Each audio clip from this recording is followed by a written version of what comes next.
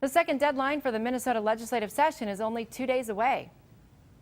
KIMT News 3's Annalise Johnson is learning about efforts in Rochester to encourage local lawmakers to support the paid family and medical leave bill. She joins us here in the studio. Annalise, what can you tell us about this?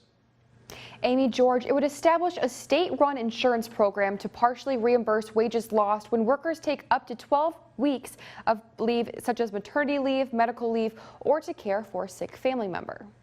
Family comes first, and families matter. Minnesotans for Paid Family and Medical Leave is a coalition of roughly 30 organizations.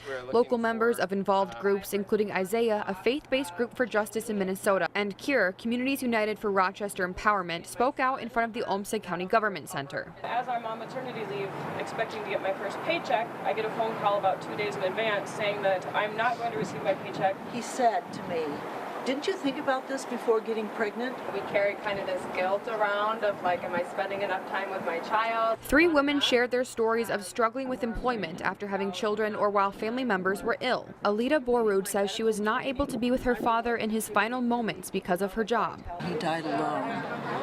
That is a moment I can't ever change at this point. It haunts me. Heidi Wilkins says she thought she had her maternity leave worked out with an employer, but faced multiple roadblocks with her leave once she had her baby. It was horrifying, honestly. Like, it was traumatizing, and I know that sounds like maybe a little bit dramatic, but when you're trying to bond with your infant for the first time, it is traumatizing. These community members are asking the senators who represent them to support the bill. Senators Senjum and Nelson to allow the paid family medical leave bill to come to the floor in the Senate and to vote in support of our Rochester families.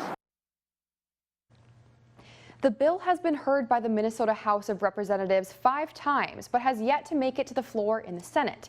These Rochester residents are hoping their local lawmakers will help make that happen. Live in the Rochester studio, Annalise Johnson. Thank you very much, Annalise. And currently, Minnesota follows federal guidelines for family and medical leave, which allows eligible employees to take up to 12 weeks of unpaid leave.